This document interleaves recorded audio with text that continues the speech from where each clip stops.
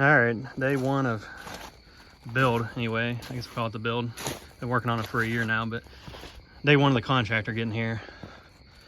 Been digging footers all day through there. It's starting to get dark on me, so I'm trying to hustle with this video. A couple things. We found that water line that I was concerned with down there and then busted out the excavator. What we did is we just took a few inches off at a time. I ran that metal detector and until I found a beep, then we hand dug it, found it, cut it off, fabricated this piece that goes down to the bottom of the footer and back up on the other side of the wall. Oh, I lost it. Then went ahead and put this piece in there too. It's just sitting in there right now, but there's a backup plan in case it ever had problems with that other one.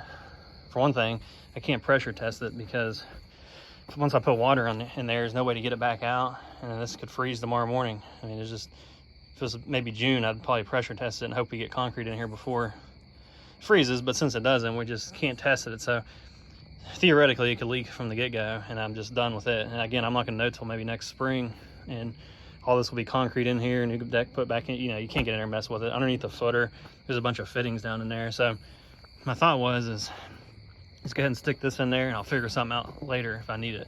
I can connect back over and do something that way. But I got down to here,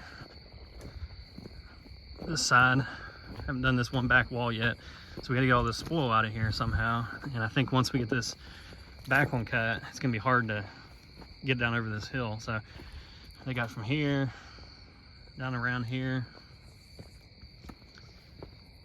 back over that way. There's a big spoil pile, bunch over there too. But had a couple problems. One thing, when they pick up the excavator, they only had a 16-inch bucket on it, and the guy picking it up didn't know any better about anything about it. And then by the time they got over here and realized it, then they had to go back and get another bucket for it. So that slowed them down, but made decent progress considering, all things considering. One issue we had is once they measured it off, it was too close to my French drain over here. You know, I had only measured it just with a tape measure. They were a little bit more precise with their strings and their, you know, getting nice 90-degree angles on everything. And it was about 2 feet further. It was going to be about 2 feet further that way than what we anticipated, which is going to put me into that French drain pipe and even into that gravel. So we ended up shoving the garage a foot back this way and then twisting the whole garage. I think it's about, this corner over here is about 8 inches further back than the house, one over at the house. So by the time you get over here, it's about a foot back. So that bought us about 2 feet back here. And but now the whole garage is kind of kinked a little bit. I don't think you'll notice it too much. It doesn't really matter. It actually kind of helps align it with the driveway coming in a little better. Having the door shoved this way a little bit, but that was kind of an unexpected thing. But anyway, I figured that out. Over here wasn't as tight as I had worried about. Remember from my other videos, I was showing how I cut this French drain around through here.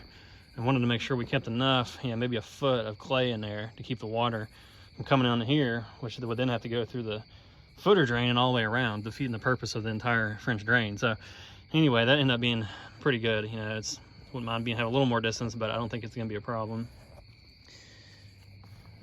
More shot that way of it.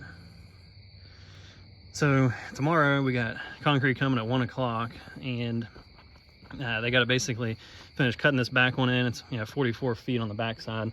It's pretty lengthy there, but I think they can get that done in the morning. Concrete gets here at 1, start pouring it in here and hopefully get all that accomplished. And then I think they'll start laying block on Wednesday. Chance of rain Wednesday, so we'll have to keep an eye on that. But so anyway, after a long wait, it's been a couple months of waiting between me finishing up my stuff to them getting here. It's finally getting started. Long ways to go from here, probably many other challenges and delays, and right now they're talking about it's hard to get concrete. That's another problem we had. The place they normally use is 3 weeks out, so they ended up finding another place that could get it to us today, but then this place came today and said they're getting running dry too. Basically, the river level is getting so low where it hasn't rained for a while. Just my luck, you know. I figured it's a good thing it hasn't rained, right? Nice and dry conditions. But now the river level is getting too low where they can't barge in more cement. So they're trying to see if they can get it with a with a train, and looking around at other options. But we could get to a point here where we can't even get concrete. which obviously isn't any good. But what I'm thinking is if we can get the footer in tomorrow, really need concrete 4 different days. Footer, backfill this wall, or not backfill, but fill in the center block wall here. And then down the road, we're gonna obviously need the concrete floor, and then the patio. Now they may want to do the patio set up the same day as the concrete floor, I don't know. But if they don't, then it'll be a 4th day then.